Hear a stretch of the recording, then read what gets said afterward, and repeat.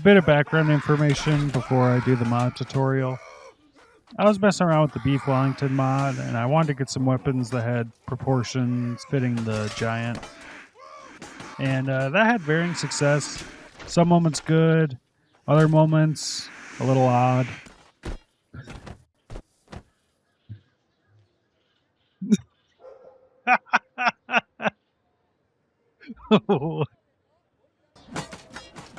Another mod I want to shout out is the Zweihander mod by Sean Carter 78. It's an interesting design, but the only thing that sort of threw me off was how it didn't have a pommel. I'd already been designing weapons like this one, where I added extra elements to the sword by taking advantage of the head submodules.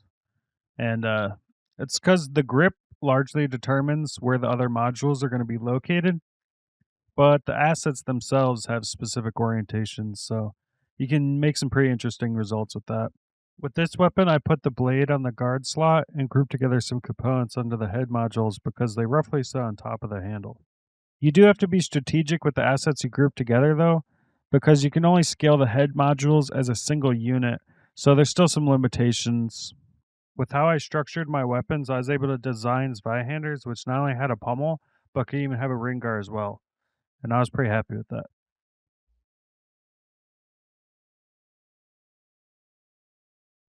Alright, so we got two methods of installing the weapon files.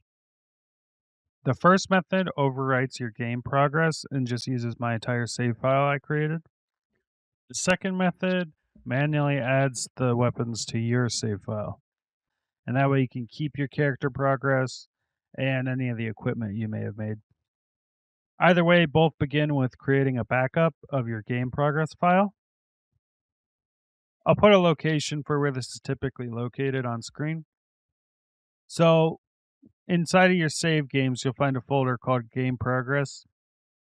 And we're going to want to take this folder, copy it, and we're going to put it somewhere that we can find it. Maybe a folder on the desktop or anywhere that you know you can find it.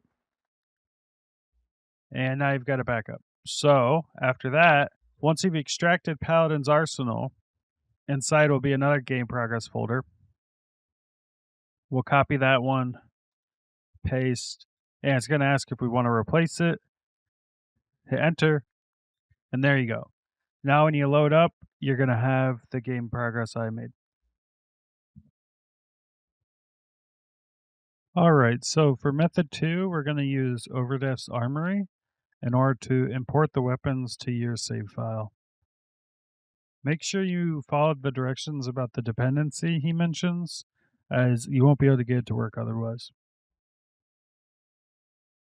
Alright, once we've got those downloaded, The first step is going to be going to the top left here and clicking open gameprogress.save, and you'll get a file explorer, and this is where you want to find your game progress file. I'll have the location on screen for you. We'll select game progress here and open it. And on the left side here, you should see the list of your insured weapons. These are just some generic shields, that's why they're listed like this. So the next step is to import the folder. And what you're going to look for is the second file in the mod page is Paladin's Arsenal TXT files. Make sure you have that extracted somewhere. Select the folder, and now all the weapons will be added to your list.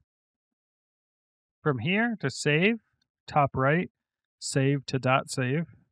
Once you've clicked it, you'll see it's converting at the bottom left and get a confirmation that it has saved. As I said earlier, some of the weapons take advantage of the submodules. If you don't see it, make sure you click Unlock All Module Slots. The head and head submodules are all going to be linked, so the dimensions and the scale will affect all of those parts. So you might not get the intended result when you use the balance feature, because as you add weight, it's going to add weight to all of those elements. A lot of the weapons I built manually just through trial and error before OVRDTH released the mod. And I tried messing with it a little bit, and some of the weapons I wasn't quite seeing what I was expecting.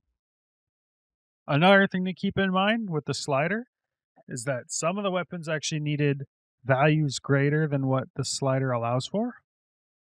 And in the case of this weapon, it uses an inverted guard, and the pommel is a mace head. And to have the proper orientation, I had to make the dimensions negative in order to invert the piece. Based on how they calculate the scale, it's based on the dimensions as well. And so if one of the dimensions is negative, it will actually result in a negative scale and actually subtract weight based on how they have it calculated. So in order to counteract that, you actually need to make sure that the value is also negative so that they cancel out and result in a positive number. Those are some of the limitations of the balance feature that you might still have to mess around manually. So just keep that in mind if you're trying to edit around and you're wondering why some of the values are a bit odd. That concludes the tutorial. Thanks for watching, and enjoy the weapons.